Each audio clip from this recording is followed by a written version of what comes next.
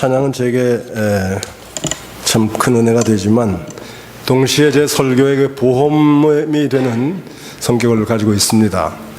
제 설교에 혹시 은혜를 못 받는 분들도 제 안에 찬양에는 은혜를 받을 것이라 이렇게 생각하고, 혹시 설교가 은혜가 안 되더라도 찬양의 은혜로 여러분 마음속에 채우시길 간절히 바랍니다. 오늘 이렇게 와보니까 우리 정현선 목사님의 수고가 새롭게 느껴지고 참 저분의 그 수고에 대해서 진심으로 감사한 마음을 가지게 됩니다. 동시에 또 이 예배에 참석한 여러분에게도 제 마음속에 뭉클한 감사의 마음이 있습니다. 제가 지금 파킹을 하려고 하다 보니까 한 20분 돌아다녔는데도 파킹을 찾지 못했어요. 이렇게 그 어려운 상황 속에서도 여러분이 예배에 나오신 그 사실이 참 얼마나 참 감사한 일인지, 또 하나님께 기쁨을 드리는 일이 될 것인가 하는 것을 생각하며 여러분에 대해서 새삼스럽게 감사한 마음을 가지게 됩니다. 그러니까 여기 지금 나온 분들은 아주 알짜 같아요. No matter what, 어떤 상황 속에서라도 나는 주일날 예배에 빠지지 않는다, 이런 결심이 여러분에게서 나오는 것 같습니다. 우리 정현선 목사님도 또 교회 개척을 하시느라고 수고를 많이 하셔서 제가 그 교회 가서 세크라멘토에 좋은 교회 가서 부흥회했던 일도 있는데, 또 다시 이렇게 개척을 하시는 그 일에 대해서, 그 용기에 대해서 진심으로 존경을 보내고, 또 이런 그 희생하려는 마음이 하나님께 많은 기쁨을 드리라 이렇게 생각을 하게 됩니다. 오늘 성경 본문을 이사야서 60장에서 택했습니다. 일어나라 빛을 발하라, 이렇게 시작이 되는 본문인데, 일어나라 빛을 발하라, 참 듣기에는 좋은 구호지만은 그게 정말로 나에게 어떠한 의미를 가지는가, 이렇게 생각할 때는 우리의 마음속에 망설여지고 또 의문되는 그런 구절이지요. 어떻게 빛을 발할까? 내가 뭔데 내 삶이 사람들에게 정말로 어떠한 그 영향을 끼치게 되는가? 정말로 나는 빛이 되는 삶을 살 수가 있을까? 이런 의문을 가지게 될 수가 있습니다. 여러분, 뭐 우리가 다 알다시피 우리는 절대로 스스로는 빛을 비출 수가 없죠. 하늘에 이제 별이 있는데 모두가 다 빛을 반짝반짝 내는 것 같아도 사실은 스스로 빛을 내는 별은 그렇게 많지 않다고 합니다. 우리 뭐 별도 여러 가지 종류가 있다죠. 항성도 있고, 또 뭡니까, 혹성 혹은 행성도 있고, 또 위성도 있는데, 위성이나 행성 혹은 혹성은 스스로 빛을 발하지를 못합니다. 항성만 빛을 발하는데, 태양이 항성이죠. 항성에서 빛을 받아가지고, 이 우리나라 말로는 행성이라고 그러는데 일본 사람들이 혹성이라는 말을 써가지고 지금도 혹성이라는 말을 많이 쓰죠. 이거 태양의 주위를 정확하게 궤도를 정해가지고 도는 그런 별들이 이제 행성 혹은 혹성인데, 지구나 금성이나 화성이나 뭐 이런 별들이 다 이제 그 행성에 해당한다고 합니다. 또 행성 주변을 도는 위성들이 있어가지고 달이 위성이라고 하는데, 이 항성에서만 빛이 나오고 다른 별들은 그 빛에서 받아가지고 그것을 반사하는 역할을 이제 해서, 그것도 멀리서 보면은 마치 빛을 발하는 것 같이 이렇게 생각이 될 수가 있습니다. 우리들도 말하자면 이제 그 항성은 될 수가 없고, 그 항성에서부터 나오는 빛을 반사하는 위성이나 혹은 혹성과 같이 그렇게 예수 그리스도의 빛을 받아서 그것을 반사하는 빛의 역할을 할 수가 있다, 그런 의미가 되는 줄로 압니다. 이 말을 다른 말로 표현을 하자면은, 우리의 인생은 빛을 발해야 되는데, 그 빛을 발한다는 의미를 다른 말로 하면은 하나님의 선하신 아름다운 덕을 우리 스스로 경험을 하고 그 경험 속에서 그 빛을 반사하는 그와 같은 역할을 하나님께서 우리에게 부여하셨다는 그런 말씀이 되겠습니다. 이런 사명을 감당하기 위해서 먼저 우리는 하나님의 은혜를 체험하고 그 은혜에 대해서 감사하고 감격하는 경험을 먼저 해야 합니다. 사도 바울은 그렇게 고백을 했죠. 사도 바울이야말로 일어나라 빛을 받으라 하는 빛을 발하라 하는 이 명령에 가장 순종하고 그 사명 감당했던 사람 중에 하나인데, 그 사람은 자기에 대해서 이렇게 고백을 했습니다. 나는 하나님께서 거저 주시는 은총을 받고 내 속에서 활동하시는 하나님의 능력에 힘입어 이 그 복음을 전하는 일꾼이 되었습니다. 나는 모든 성도들 중에서 가장 보잘것이 없는 사람입니다. 아니, 그보다도 못한 사람이지요. 그런데도 하나님께서는 나에게 이 은총을 주셔서 헤아릴 수 없이 풍요하신 그리스도에 관한 복음을 이방인들에게 전하게 하셨습니다. 에베소서에 나오는 고백, 공동 번역으로 제가 읽었습니다. 하나님께서 거저 주시는 은총을 내가 받았다. 여러분의 마음속에 주일날 이 예배당에 와서 머리를 숙일 때마다 참 하나님께서 나에게 거저 이 많은 은혜를 허락하여 주셨다, 이런 감격이 있기를 간절히 기원합니다. 이런 감격이 있는 사람에게서 빛이 나오게 되는 것입니다. 사도 바울 그렇게 생각한 거예요. 내가 참 거저 주시는 은총을 받았다. 왜 나에게 은혜를 주셨을까? 왜 하나님께서 나에게 이와 같은 은혜를 주셨을까? 그렇게 물었을 때 그 대답은 내가 이방인에게 복음을 전하도록 거저 하나님께서 은혜를 주셨다, 이렇게 깨닫게 된 것이고, 그래서 이 사도 바울은 이방인의 사도가 된 것이죠. 제가 이제 믿음으로 영향을 끼친 사람들, 이 사람들에 대해서 관심을 가지고 한번 조사해 봤더니 공통점이 하나가 나타났어요. 믿음으로 살면서 남에게 좋은 영향을 끼친 사람들의 공통점 하나는 이 믿음의 공익성을 이해한 사람들입니다. 믿음의 공익성. 여러분, 믿음을 왜 가집니까? 우리가 흔히 생각하는 것은, 믿음을 가지는 것은 하나님과 나와의 개인적인 관계이다. 믿음은 모두가 다 사적인 것이라, 이렇게 생각할 수가 있습니다. 이것이 무슨 남을 위해서 가지는 것이 아니고 나를 위해서 믿음을 가지게 되고, 그 믿음 속에서 내가 행복과 기쁨과 건강을 누리면서 살아간다. 보통 이렇게 생각할 수 있지만, 믿음을 가지고 살면서 영향력을 가지고 산 사람들을 보면은 이 믿음이 사적인 것이 아니라 이것은 굉장히 공적인 것이다 하는 것을 이해한 사람들입니다.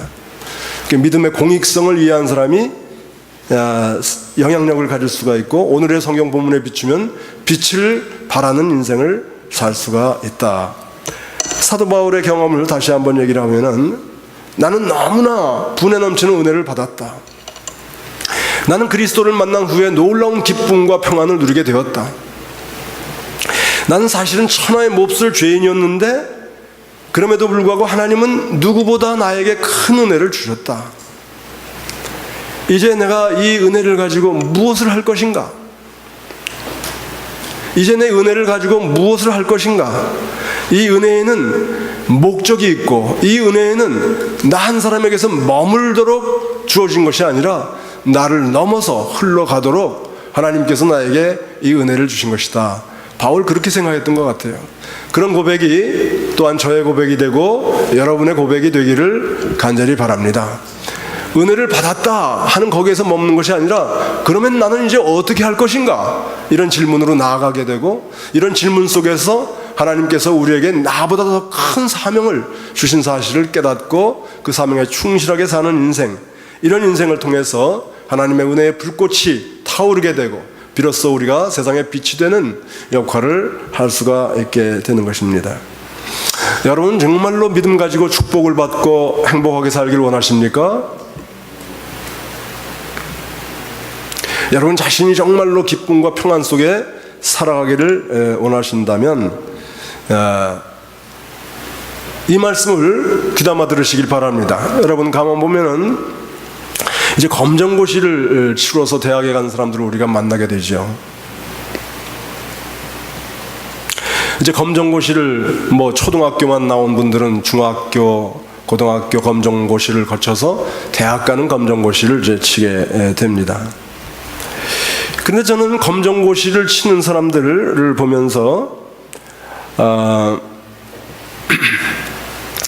중학교 검정고시만을 목표로 해서 공부한 사람들은 본 일이 없어요.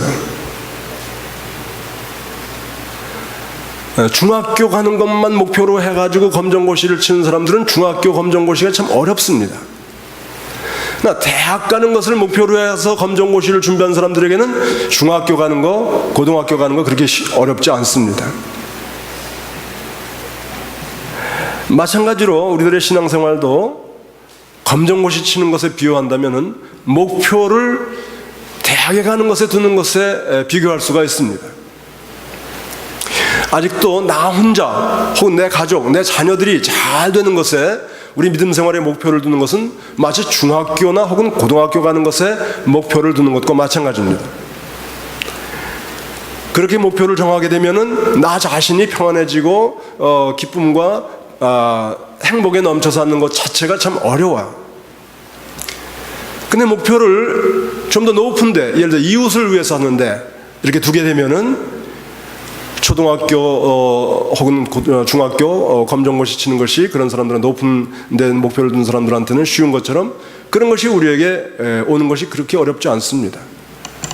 그리고 물론 우리 예수 믿는 사람들의 최종적인 목표, 대학원이나 혹은 박사학위를 따는 목표는 하나님을 위해서 사는데 그 목표가 있습니다. 근데 하나님을 위해서 우리가 사는데 목표를 두게 되면은 나 자신의 행복과 평안도 오게 되고 내 이웃에게 유익도 오게 되고 그런 속에서 하나님께 영광 돌리는 일을 우리가 하게 되는 것이죠. 그러므로 여러분은 여러분의 신앙의 목표를 아무쪼록 높은 데 두시길 바랍니다. 나 혼자 잘 살고 내 가정이 잘 되고 하는 데서부터 더 올라가서 내 이웃이 잘 되고 내 이웃을 섬기고 그들을 행복하게 하는데 거기에 이르게 되고 거기에서 더 올라가서 내가 하나님을 기쁘게 하는데 내 삶의 목표를 둬야 되겠다. 이렇게 되면은 나 자신도 평안과 행복을 누리게 되고 이웃을 유익하게 하는 이런 일들이 저절로 이루어지게 된다. 이렇게 말씀을 드릴 수가 있습니다. 아무쪼록 여러분의 인생의 목표를 높이 잡아서 여러분의 가정도 행복해지고 여러분 주위에 있는 모든 이웃들이 행복해지고 그런 일들을 통해서 하나님께서 기쁨을 누리시고 하나님께서 여러분에게 주신 그와 같은 위대한 목적과 사명이 온전히 이루어지는 삶을 사는 우리 예수사랑교회 모든 성도들이 되길 간절히 축원합니다. 예수사랑교회 참 이름이 좋다고 생각이 돼요. 근데 여러분이 한 가지 조심해야 될 것은 이게 영어로 보니까 Jesus Love Korean Church 이렇게 되어 있더라고요. 마치 예수님께서 한국 사람만 사랑하시는 것 같이 이렇게 오해될 수가 있으니까 그 영어로 쓸 때 지저스 옆에다가 아포스트로피를 하나 찍는 게 좋겠어요. 그래서 Jesus Love, 우리 예수님의 사랑이 넘치는 한인교회 이렇게 이해가 될 수 있으면 좋을 거예요. 다른 민족이 보면은 Jesus Love Korean Church 그러면 우리 예수님은 한국 사람들만 사랑하시는가 이렇게 오해할 수 있을 것 같아요. 아무쪼록 예수 사랑 여러 가지 의미가 있겠는데 예수님께서 여러분을 사랑하신다는 의미도 있고 또 여러분이 예수님을 지극히 사랑하신다는 의미도 있고 그래서 좋은 이름이라고 생각되는데 아무쪼록 그 이름값을 하는 교회가 되기를 간절히 바랍니다.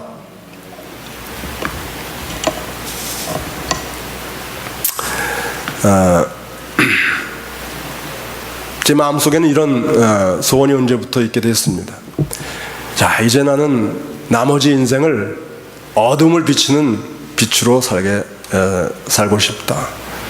나는 그런 능력이 없다. 나에겐 지식도 없고 남에게 흠모를 받을 만한 덕도 없고 또 인내심과 또 겸손함도 없다. 그러나 나는 일생을 주님과 함께 살 것이다. 주님께 밀착되어 살 것이다. 그래서 그리스도가 내 안에서 사셔서 그의 빛이 나의 육신을 통해서 사람들에게 전해지도록 그렇게 하겠다. 내가 얼마나 많은 사람에게 빛을 줄 수 있는지 그것은 내 소관이 아니다. 다만 나는 어두움에 있는 사람들을 위해서 기도할 것이다. 기도할 것이다. 그리고 내게 주신 은혜를 내가 나누고 싶다. 나는 큰 사람은 될 수 없을지 모르지만 신실한 사람은 될 수 있다. 이런 소원이 제 마음속에 있게 되고 새벽마다 이와 같은 내용의 기도를 드리고 있습니다. 우리 주님은 너무나 아름다운 분이시기 때문에 또 그를 선전하면서 사는 것이 아름다운 인생이 되는 것입니다. 우리가 제자가 되기를 원하는데 그리스도의 제자는 누구인가? 그리스도의 제자는 예수 그리스도의 은혜를 깊이 깨달은 사람입니다. 그리스도의 제자는 무슨 예수처럼 살려고 노력한다기보다는 먼저 그 마음속에 깊이 예수 그리스도의 은혜를 깨닫고 감사하고 감격하는 사람. 그래서 은혜에 응답하는 삶이 결국 제자의 삶을 이루어 가는 것인 줄로 믿습니다. 그렇게 살면은 영향력이 생기죠. 사람들이 그를 찾게 되죠. 사람들이 그를 바라보고 사는 것이 저런 것이로구나. 진짜 사람이 사는 것이 저렇게 사는 것이로구나. 이렇게 생각하게 되는 그런 삶을 우리가 반드시 살 수가 있습니다. 그러면 교회는 그런 우리의 빛을 발하는 삶에서 무슨 역할을 하는 것인가? 특별히 오늘 여러분이 이제 이렇게 교회를 개척을 하시고 지금 1년 됐다고 그러는데 이렇게 말하자면 여러분 모두가 다 일종의 창립교인이에요.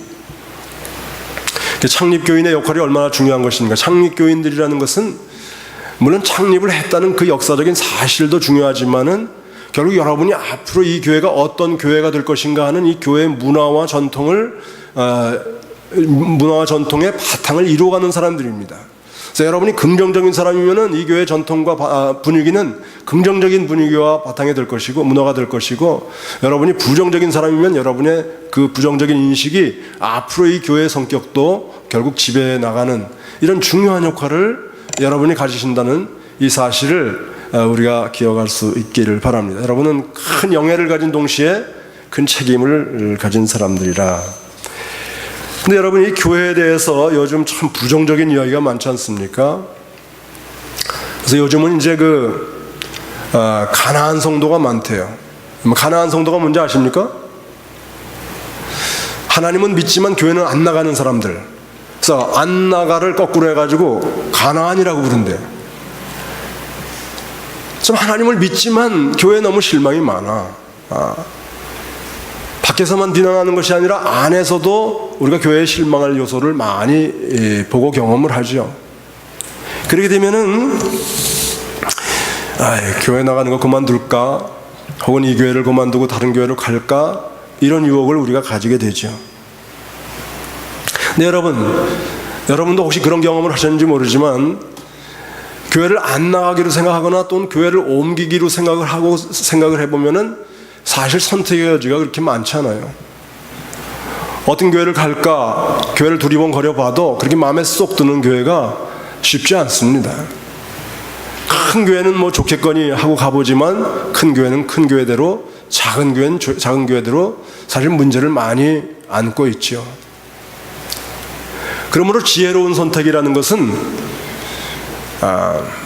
교회를 옮기거나 안 나가거나 하는 것이 아니죠. 왜냐하면 안 나가고 나 혼자서 예수 믿는다 이렇게 생각해봐도 그 결심이 그렇게 오래가지 않습니다. 저희 집안 형제 중에도 가나안 사람이 하나 있는데 처음엔 자기가 혼자서 예수 믿을 수 있다고 큰 소리를 쳤지만 결국 교회에서 멀리 떨어지는 동시에 예수님으로부터도 멀리 떨어지는 그와 같은 것을 보게 되죠. 저희 아버님이 하신 얘기가 있어요. 아버님이 뭐라고 하냐면, 교회 가서 설교를 듣는 것은 콩나물 시루에 물을 주는 것과 같아. 그래서 콩나물 시루에 물을 주면은 물이 다 빠져나가죠. 그래도 콩나물은 그 물 가지고 자라는 거예요. 우리 교회 생활하면서도 그렇습니다. 교회 생활하면서 다 이것이 참 은혜가 다 빠져나가는 기분이 들고 여기에서 무슨 유익을 내가 얻는가 이렇게 생각이 되어도, 여러분 그래도 이 교회를 통해서 여러분의 신앙은 양분을 얻는 거예요. 여러분의 영혼은 하나님과 교제하는 기회를 이 교회를 통해서 얻는 것을 저는 믿습니다. 이 교회 여러분이 특별히 이제 창립교인으로서 이 교회에 이제 몸을 담그게 됐으면, 여러분이 이 기왕에 다닐 이 교회 마치 결혼을 할 때 서약을 하듯이 마음을 붙이고 다니시기를 권고합니다. 우리가 이렇게 요즘 사람들은 특별히 젊은이들 사이에 커미트먼트를 참 부담스러워하는 경향이 있어요.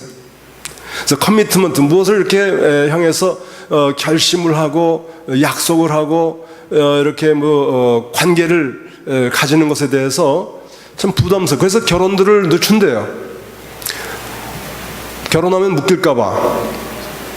교회도 결혼과 마찬가지입니다. 우리가 커미트먼트는 참 부담스러운 것이긴 하지만 정말로 의미 있는 행복은 커미트먼트에서 오는 거예요. 교회도 마찬가지입니다. 교회도 우리가 여기에서 참으로 행복과 기쁨을, 보람을 누리기를 원한다면 여러분의 교회가 좀 흠이 있어도 여러분의 마음을 거기에 붙이고 끝까지 함께 가기로 약속하는 그런 약속 속에서 여러분이 교회 신앙생활을 통해서 은혜를 받게 되는 것을 저는 말씀을 드리고 싶습니다. 혹시 여러분이 교회 다니다가 마음에 안 드는 것이 있으면 그 안 드는 것의 변화를 위해서 여러분이 촉매제가 되세요. 혹시 여러분이 교회 다니다가 부족한 것이 보이면 그 부족한 것 채우라고 하나님이 여러분을 여기에 보내신 줄로 알고 그것을 먼저 채우기를 힘쓰세요. 교회가 마음에 안 든다고 사이드라인에 서가지고 불평하는 것은 절대로, 물론 교회 공동체에도 도움이 안 되지만 여러분의 영혼에 도움이 안 되는 일입니다. 그것은 하나님과 우리 사이의 교제에 큰 장벽을 이루는 일이죠. 그래서 아무쪼록 이곳에, 이 교회에 여러분의 뿌리를 내리시고 거기에서 아름다운 열매를 맺히시는 신앙생활의 축복을 누리시기를 간절히 바랍니다. 교회가 귀한 곳은 무엇보다 여기에서 우리가 하나님을 만나기 때문에 그렇죠. 하나님과 연관이 될 때에 우리의 삶에 이유가 생기고 목적이 생기고 힘이 생기는 것인데 하나님 만날 만한 곳이 그렇게 많지 않아요. 어떤 사람은 돈 가운데서 하나님을 만날 수가 있다 이렇게 생각하는 사람들도 있는 것 같아요. 물론 그렇게 말로 하는 사람이 있을 것 같지는 않지만은 참 돈에서부터 행복이 온다 그렇게 생각하는 사람은 많죠. 근데 여러분 오늘날 제가 한 아티클을 통해서 알게 된 것은 세상에 돈이 제일 많이 모여 있다는 월스트리트에 심각한 사회 문제가 하나 생기기 시작했는데 그것은 섹스에 중독된 사람이 너무 많다는 거예요. 돈만 알면 돈만 있으면 행복하게 되리라 생각했던 사람들이 돈 속에서 행복을 못 찾은 거예요. 그러니까 그런 사람들은 마약에서부터 행복을 찾으려고 하고 심지어 섹스에서부터 행복을 찾으려고 해가지고 월스트리트에 섹스 중독자가 많아가지고 그것이 사회적인 문제가 되고 있다 이런 아티클을 읽은 일이 있습니다. 사실 우리가 하나님 만나기까지는 행복을 경험할 수가 없죠. 하나님을 만나지 못한 마음속에는 은근한 분노가 있는 거예요. 인생의 행복을 누릴 것을 기대하고 그것을 위해서 추구하고 노력한 끝에 그 행복이 오지 않는 그 사실에 대해서 은근한 분노가 생기는 것이죠. 교회 생활에서도 하나님 만나지 못하면 화가 나죠. 유대인들은 다 종교에 열심히 있는 사람들이에요. 예수님 당시에 유대인들도 종교에 열심히 있는 사람들이죠. 특별히 바리새인들, 서기관들 얼마나 열심히 신앙생활 하는지 모릅니다. 그러나 그런 신앙생활 속에서도 하나님 만나지 못한 분노가 있어서 그 분노가 예수님을 죽인 거예요.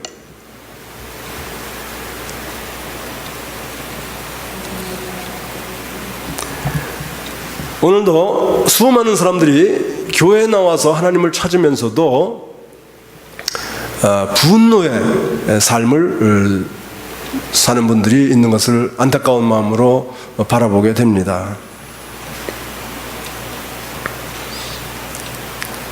그래서 교회를 떠나가게 되고 혹은 옮기게 되고 실망하게 되고 가시노릇하게 되는 것이지만은 그러나 그런 분노가 있는 중에도 결국은 하나님을 만나는 것은 이곳에서 이루어진다는 사실을 전 여러분에게 말씀을 드리고 싶습니다. 여러분 아무쪼록 이곳에서 하나님 만나시고 그 평안과 기쁨 가지고 세상을 향해서 빛으로 걸어나가시는 놀라운 축복을 누리시기를 간절히 바랍니다. 그러기 위해서는 먼저 감사한 마음을 가져야 돼요. 이 교회에서 이루어지는 모든 일들에 대해서 감사한 마음을 가지는 것이 첫 번째 단계고, 그것이 중요한 비결입니다. 어저께 차를 타고 오면서, 사실 제가 지금 하고 있는 이 직책은 이제 서부 지역 한인 목회 코디네이터라는 직책은 이것이 이제 봉사직이에요. 봉사직인데 한번 하고 났더니 이것이 일거리가 많아요. 그래서 어저께도 이제 6시간을 이제 운전해 가지고 오면서, 이것을 내가 왜 하고 있나 이런 생각을 이제 하게 됐습니다. 제가 사실 은퇴를 2년 전에 했어요. 2년 전에 할 때는 아주 완전한 자유한 생활을 기대하고 은퇴를 했어요. 내가 이제 이 목회 생활 거의 40년 하면서 교회에 묶여 살았는데, 이제 내가 은퇴를 하게 되면은 자유로운 생활을 할 것이다, 이런 기대를 가졌습니다. 새벽 기도에도 이제는 안 나가도 되고, 예배는 주일날 한번 나가면 되고, 그리고 나머지 시간에는 내 취미 생활, 내가 하고 싶은 것, 그런 것들 열심히 할 것이다. 제가 이제 2년 전에 색소폰을 시작했어요.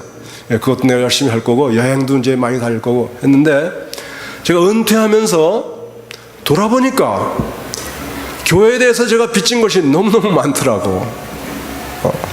내가 지금 이렇게 사는 것, 이것의 거의 대부분은 사실 교회 생활 속에서 온 것이다 하는 생각이 들어요. 제가 지금의 생활을 행복하게 생각하는데, 이 행복한 삶의 가장 큰 기여는 교회에 있다, 이런 생각이 들게 되었습니다. 그래서 그런 생각이 들면서 제 마음속에 이 교회는 나에게 참으로 많은 은혜를 준 것이고, 나는 교회에 많은 빚을 졌다, 이런 생각이 들게 되었습니다. 그래서 그런 생각이 들면서 제가 은퇴했지만 새벽 기도에도 열심히 나갑니다. 또 이렇게 먼 곳에 찾아다니면서 교회를 돕는 일도 열심히 하려고 합니다. 제 지금 마음의 생각은 내가 늙어 죽을 때까지 이 교회의 은혜를 갚는 일에 내 인생을 다 바쳐야 되겠다, 이런 생각을 하게 되었습니다. 여러분, 사실 교회는 다니다 보면은 불평스러운 일도 있고 또 아쉬운 것도 많고 부족한 것도 많지만, 여러분 한번 돌아보세요. 지금 여러분의 된 것에 누가 가장 큰 공헌을 했는가? 아무래도 제가 예언하기는 여러분의 삶 속에도 이 교회에서 받은 은혜가 큰 줄로 믿습니다. 그러므로 우리의 나머지 인생을, 내가 이제 언제는 조금 아까도 말씀드렸지만, 우리는 은혜를 많이 받았다 이렇게 생각한 다음에는 그러면 어떻게 할 것인가, 이렇게 물어야 됩니다. 그 응답 속에서 하나님께서 여러분에게 주시는 그 뜻과 사명을 찾을 수가 있습니다. 아무쪼록 여러분 세상에서 빛되는 삶을 사시기를 간절히 구합니다. 그 빛된 삶을 살기 위해서 우리는 하나님과 밀착한 삶을 살아야 되겠습니다. 우리 하나님과 밀착한 삶을 살 수 있는 가장 중요한 길은 이 교회에 있는 것을 여러분에게 말씀을 드립니다. 교회에서 하나님 만나고, 그 경험 속에서 감사와 감격을 누리고, 그 감격 속에서 그러면 어떻게 해야 되겠습니까? 묻고, 그 물음 속에서 여러분의 사명을 발견하시고, 그 사명대로 살아서 이 재단이 불타는 하나의 큰 횃불이 되게 해주시고, 각자 여러분의 삶 속에서 여러분은 또한 어두움을 밝히는 등불이 되는 그런 축복을 누리시는 여러분들이 되시기를 간절히 축원합니다. 기도하겠습니다. 사랑의 하나님, 이곳에 예수사랑교회를 세워주시고 여기에 속한 모든 이들을 향해서 일어나라 빛을 발하라, 이렇게 말씀을 하시는 그 주님의 음성을 오늘 이 강단을 통해서 들은 줄로 믿습니다. 사랑의 주여, 우리의 마음밭에 뿌려진 씨에 주님께서 물도 주시고 햇볕도 주셔서 이것이 무럭무럭 자라서 많은 열매를 맺게 하여 주옵시고, 그 시원한 그늘 속에서 많은 사람들이 안식을 누리는 축복을 여기에 속한 모든 성도들이 누리게 하여 주옵소서. 우리 예수사랑교회가 이 세상을 비추는 횃불이 되게 하여 주시옵시고, 목회자를 비롯해서 모든 지도자들이 이미 벌써 하나님으로부터 받은 은혜를 늘 생각하게 하여 주옵시고, 그 은혜에 응답하는 삶을 살아서 많은 사람들에게 영향력을 끼치는 그런 지도자들이 되게 하여 주옵소서. 이곳에 몸담고 있는 모든 성도들의 몸과 마음을 하나님께서 주관하여 주시고, 그 마음속에 늘 기쁨과 행복으로 채워주시옵시며, 육신의 강건함도 허락하여 주옵소서. 이제 앞으로 모여드는 모든 사람들이 이 교회를 통해서